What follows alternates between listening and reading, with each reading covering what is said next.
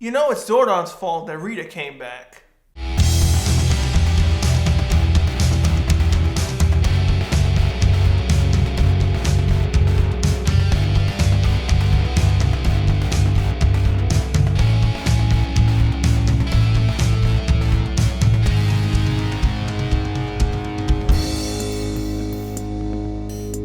Hey everyone, and welcome to another Ranger Rant on March 9234. Today I'll be discussing episode 17 from Mighty Morphin Power Rangers Season 2, titled White Light Part 1.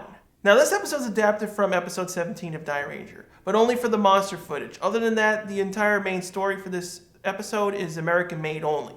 Now before I begin, I want to talk about the whole White Ranger thing. Now, if you remember from past episodes that I talked about that, everyone loved Tommy and wanted him to come back as the Green Ranger, so eventually Saban relented and actually returned Tommy to the Green Ranger. But after a while, it was too expensive for them to constantly, film new Ju 2 footage in Japan, bring it over here, and then continue to do that. So what happened was, thanks to the transition between Ju 2 footage and actually sticking with the Die Ranger footage, originally, Tommy was going to end as the Green Ranger, and when they finally came up with the White Ranger footage in Die Ranger, they were actually going to originally cast a new character. It was going to be a totally new character. This would have been probably the very first time a new cast member would have been introduced into MMPR. But again, since fans really liked Tommy's character, they decided at the last minute to keep Tommy in the show and make him the new White Ranger. He was actually intended to be in the early version of the VR Trooper series. Now the episode starts off very uniquely where we actually see Bulk and Skull start the episode off. We're basically inside the juice bar where we see Billy and Trini hanging out. Bulk and Skull barge in and are very rude and are basically ordering Trini's, semi-boyfriend. And Bulk and Skull basically tell Billy and Trini that they're, continuing their search for the Power Rangers and they basically won't comprehend everything. When Kimberly walks in and finally tells everyone that Tommy's finally back at Angel Grove and everyone's happy to throw them a surprise party. So as usual, Zed is actually spying on the Rangers. This is always very, very spooky. Zed and Rita have no bounds. They literally just spy on them all day long. So as usual, Zed is, preparing another monster for the Rangers to fight. And of course, since he's overhearing that Tommy's returned to Angel Grove, he wants to also try to get Tommy to return to his evil roots. So Kim, Trini, and Billy finally head off to where, Zach and Jason are. And we find out that Zach and Jason are basically just playing football with one of the few new characters in the show, Curtis. Now, if you listen to a lot of the dialogue, you'll actually hear that Zach's voice is being dubbed over with the new replacement voice for Zach's character. Because at this point in time, the show just began suffering from the trio cast members walking off set. Now, a couple of you are probably going to be confused, like, well, this doesn't make any sense. Zach, Trini, and Jason's actor are on the screen. But the reason why this happened is because when you work on a TV show and you're in an outdoor scene, there are a lot of times where you have to replace the audio for various reasons. Either a car horn goes off, there's too much background noise from wind, and so forth. This is one of the early first times we actually get to hear the new sound-alike replacements for Jason, Trini, and Zach. Now, the thing I really got upset is that not only did the trio leave the show, this hurts fans in many various ways because people love these characters, and I understand where they came from. Remember Zach's brother, Curtis? He had to be totally dropped thanks to the trio disappearing. And of course, Trini's, semi-love interest that they were trying to set up also got dropped. It would have been very interesting to see where those two characters would have gone. So eventually the others finally meet up with Zach and Jason. They finally tell them the good news that, Tommy's finally coming back to Angel Grove when we finally head back to the command center. And we basically see that Zordon and Alpha are discussing something, and we're totally not sure what's going on. And all of a sudden we see that they're planning something, and all of a sudden we see that Zordon leaves his energy tube, and Alpha steps into this white light in the back of the command center. Since Zordon left his energy tube, we find out that Zed actually can sense Zordon's presence. Basically, we get also another bit of info how the morphing grid works. Zordon and Zed are kind of tapped into the morphing grids. I assume roughly that the monsters have some ability to use the morphing grid's energy, and of course Zordon has access to the morphing grid, and both of them can feel when one presence leaves and a lower power of energy coming from it. It's kind of confusing because this kind of contradicts later season explanations, especially RPMs and how it works. Zed is kind of confused what's going on and basically doesn't know. Maybe Zordon is injured and eventually spies on one of the statues inside the park area and actually converts it into a monster. Now, Goldar gives a smug response, basically saying, since the Power Rangers are now weakened thanks to Zordon is missing, we'll be easily able to take them over. Did you basically forget what happened in Green with Evil? You guys made Zordon go away, and the Rangers still kicked your butt and rescued Tommy from Rita's spell. So we finally head back to Earth and we see Bulk and Skull as they're, continuing to look for the Power Rangers in the park, although I don't understand why they would be in the park of all places. All of a sudden we see this huge energy thing fly from the sky and land on the ground, and of course Bulk runs to investigate because this may involve the Power Rangers in some kind. Of course Curtis and everyone hear the same explosion because again they're basically nearby, and Jason and Billy decide to investigate. When Bulk can finally arrive at the scene, all of a sudden we see something very familiar. Rita's dumpster. I'm not sure exactly how this happened, because remember at the end of when Lord Zed actually put Rita into the dumpster, he threw her into space. So I'm not entirely sure how she returned. She was in her slumber. She has really no control over the dumpster. It was just probably by sheer luck, either something bumped it to return it or gravitational pulls of some sort. Unfortunately, since Bulk and Skull arrive at the scene first, they think this is involved with the Power Rangers. Ironically, they're correct, and they simply decide to take the dumpster into Skull's father's workplace. Now, of course, since it's Bulk and Skull, we have, of course, the usual slapstick. Now, conveniently enough, Skull is actually, he has his gloves on, so he's protected by, the superheated dumpster that when it re-entered Earth's atmosphere. So even though Skull pointed out it was hot, Bulk, as usual, is dumb and actually grabs it and burns himself as usual while he takes it away. So eventually Jason and Billy finally arrive at the scene, and they're totally confused what happened because again Bulk and Skull took the dumpster away, so they're not sure what's going on, but they do know it involves Lord Zed in some way, and he does know that whatever was here has been taken away not too long ago. And when we head back to Zach, we see that he's still playing football. And I do like to point out, if you look really closely, the football actually has tape over the name brand of the ball. Now, this is a common practice for TV shows who don't want to, either give the company of the ball free advertisement or deal with any, issues where the company who owns the football wants some royalties from it. So they simply blocked it off with tape. However, this is really unprofessional, and we really should have not noticed that tape. So, of course, when Zach picks up the ball, he's actually next to one of the statue that Zed converted into a monster, and we see that it's oozing green goo all over the place. At this point in time, he doesn't care about the football game at all and tells everyone, I'm tired, I'm exhausted, and, of course, alerts Kimberly and Trini of what's going on. They eventually head to the statue, and, of course, all of them are totally confused, and Zach finally attempts to contact Zordon. And, of course, since Zordon and Alpha don't, apprise the Rangers of the situation of what they're doing, they get no response, and they're totally confused what's going on. Now, this is a perfect example of why Zordon and Alpha hiding the whole White Ranger thing was totally wrong in this case.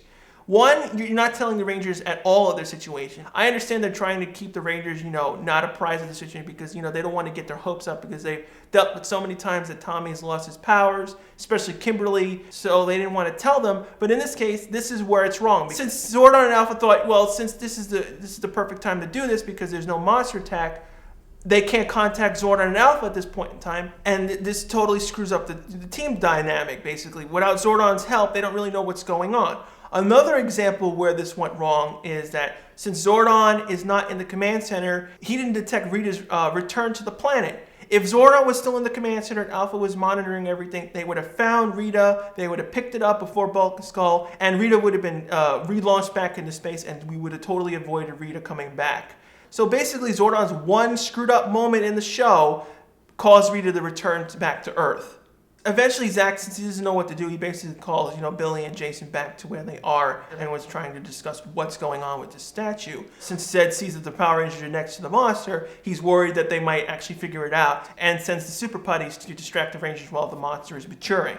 Now, during this entire Putty fight, the trio that walked off the set, all the dialogue had to basically be re-recorded to the sound-alike replacement audio. Now, this causes a lot of issues in various places. One, none of the actors sound the way they act. Two, whenever they actually had to use the audio that was recorded during the day, it's actually fuzzy, so you can't really hear Jason when he's grinning and laughing when he's fighting. And three, there's some audio that's actually missing. When Trini does her heroic pose like this, she does hiya. You see it in her lips, but there's no sound coming out of her mouth. Now, another thing that also kind of bugs me is that these are Super Putties, and the Rangers fought perfectly fine without using their powers. Now, I always hated this because, again, if you remember on various occasions, when it suits the story, the putties always overpower the Rangers and they actually have to morph in certain cases. I always hated that the putties are just usually there as plot devices and the Rangers' civilian abilities are never consistent throughout the series. Eventually, after they stop the putties, Billy finally tells everyone, let's just teleport to the command center, and we follow them in, and basically we see that the command center is basically turned off, and of course everyone's totally confused, what's going on? Billy, what's going on? What's going on?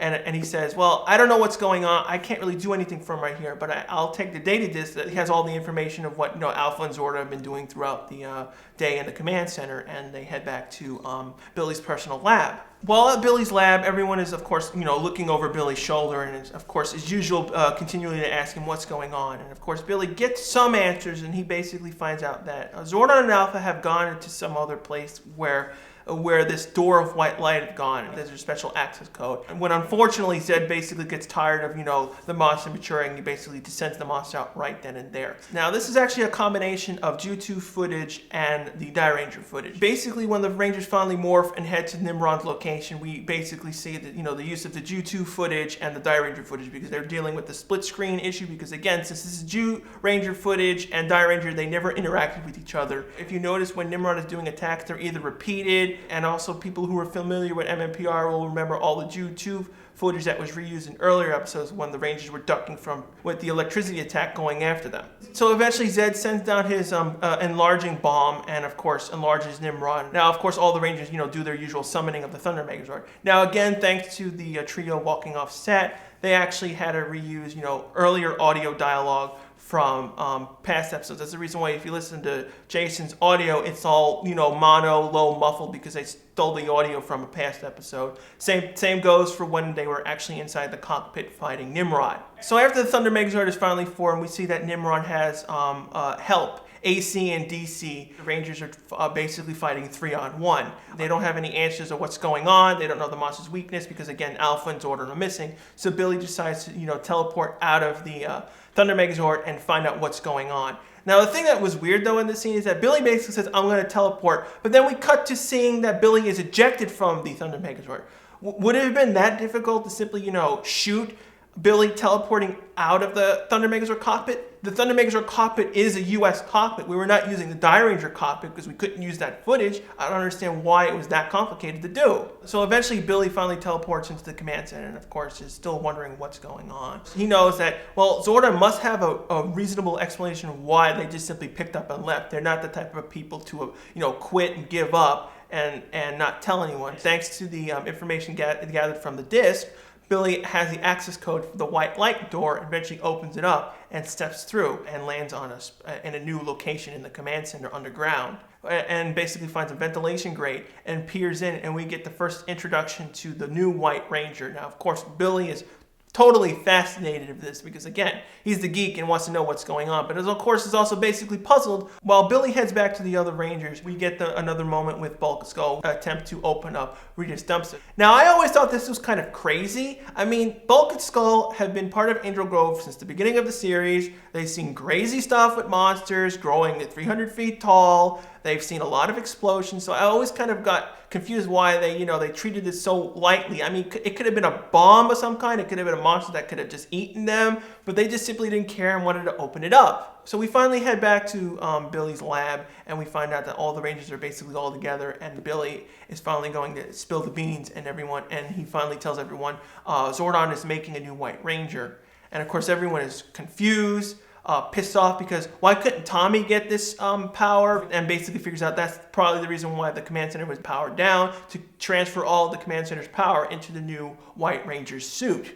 Now overall, I have to give this episode a 3 out of 5. I mean, it was your average episode, but it was really a really good episode. I mean, it had really nice moments in it. 1, we're getting the creation of the new White Ranger. 2, we have the return of Jason David Frank permanently into the show at this point in time. And 3, this episode featured Bulk and Skull the most, because without Bulk and Skull, Rita would have never been released. Although the episode does have its stupid moments, the main issue is Zordon and Alpha just simply disappearing. I understand they're trying to keep the Rangers, feelings in priority, but this is the matter of life and death for the planet. You shouldn't leave the Rangers without telling them at least some basic info. You want to keep it a secret, fine. Tell them that you're going to disappear for a little while and you have to operate the command center on yourself. 2, thanks to Zordon's screw up at this moment, Rita came back to the planet. Basically, Zordon's one biggest blunder in the entire series. What do you guys personally think? Do you think this episode was amazing because, again, we're getting teased that, you know, Tommy's going to be the White Ranger. We're going to finally get him into the show permanently. And also about, you know, the introduction to a new Power Ranger, because we basically had these 6 Rangers basically for a whole year and a half, and we're basically seeing a new type of suit design. It's basically new, it's kind of unique. What do you guys personally think? For next week's rant, I'll be continuing the discussion of White Light Part 2. Thanks again for watching. I'll see you guys right back here next week.